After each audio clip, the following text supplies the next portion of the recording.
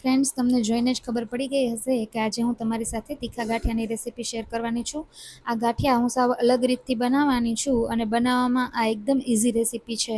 ખાવામાં તો એટલા સરસ બનશે કે તમે જો એકવાર આ રેસીપીથી ગાંઠિયા બનાવશો તો તમારા ઘરમાં વારંવાર બધા આ જ રીતના ગાંઠિયા ખાવાનું પસંદ કરશે. તો તમને વિડીયો ગમે તો તમે ચેનલને સબસ્ક્રાઈબ કરી લેજો અને તમારા ફ્રેન્ડ્સ અને ફેમિલી સાથે શેર પણ કરી દેજો. તો સૌથી પહેલાં ગાંઠિયા બનાવવા માટે અહીંયા અમે 500 ગ્રામ જેટલો ચણાનો લોટ લીધેલો છે. તો લોટ બાંધવા માટે ચણાના લોટને આપણે એક મોટા વાસણમાં લઈ લેવાનો છે. ત્યારબાદ તપેલીમાં લગભગ અડધો ગ્લાસ જેટલું પાણી લઈ લેવાનું છે અને 2 મોટી ચમચી જેટલું કાશ્મીરી લાલ મરચું નાખવાનું છે. સાથે 1 મોટી ચમચી જેટલું તીખું લાલ મરચું નાખવાનું છે. 1.5 ચમચી અહીંયા મેં મીઠું નાખેલું છે.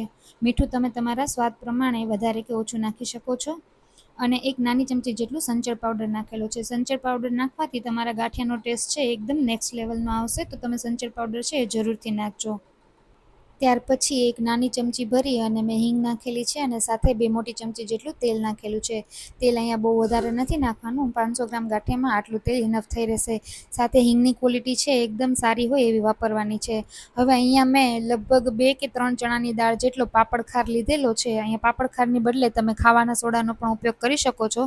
તો આવી રીતે પાણી ગરમ થઈ જાય અને પછી ગેસની ફ્લેમ બંધ કરી અને આવી રીતે તમે પાપડ ખાર નાખી દેશો તો પાણીમાં તમે જોઈ શકો છો કે બબલ્સ થાય છે. તો આવી રીતે બબલ્સ થઈ જાય પછી પાણીને સરખું ચલાવી લેવાનું છે અને આ જ પાણીથી આપણે લોટ બાંધી લેવાનો છે. તો બધા જ મસાલાને એકદમ સરસ રીતે પાણીમાં મિક્સ કરી અને ત્યારબાદ લોટમાં આપણે 1 મોટી ચમચી જેટલા અજમા લેવાના છે. અજમાને સરખી રીતે મસળી અને લોટમાં નાખી દેવાના છે. અજમા જો તમને ઘરમાં ન ભાવતા હોય તો અજમાને તમે સ્કીપ પણ કરી શકો છો, પણ અજમા નાખવાથી ગાંઠિયાનો ટેસ્ટ છે એ ખૂબ જ સરસ આવે છે. ત્યારબાદ અહીંયા જે આપણે પાણી તૈયાર કરીને રાખ્યું છે એ પાણીને આમાં નાખી દેવાનું છે. પાણી અહીંયા ગરમ છે તો આપણે સ્પેચ્યુલાની મદદથી લોટ બાંધવાનો છે. તમારે જો પાણીને થોડુંક ઠંડુ કરીને વાપરવું હોય તો પણ તમે વાપરી શકો છો. તો અહીંયા મેં ગરમ પાણીનો ઉપયોગ કરેલો છે એટલે લોટને થોડીક વાર માટે આપણે સ્પેચ્યુલાની મદદથી મિક્સ કરી લઈશું.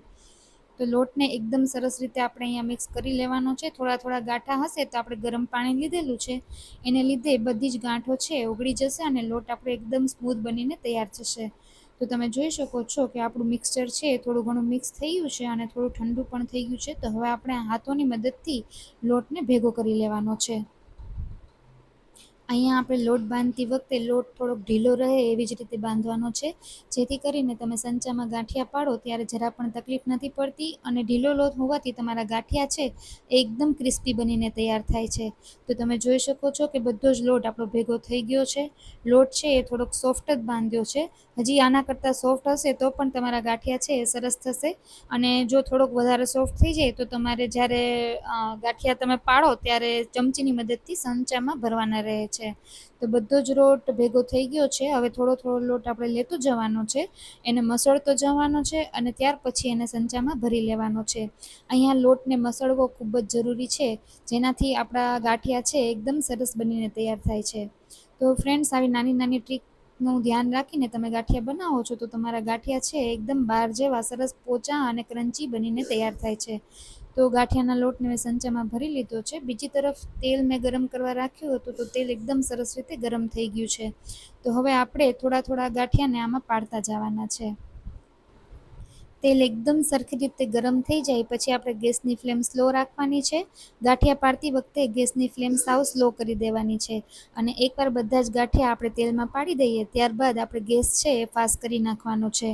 તો આવી રીતે તમે ગાંઠિયા બનાવશો તો તમારા ગાંઠિયા છે એ બળી પણ નહીં જાય અને એકદમ ક્રન્ચી બનીને તૈયાર થશે.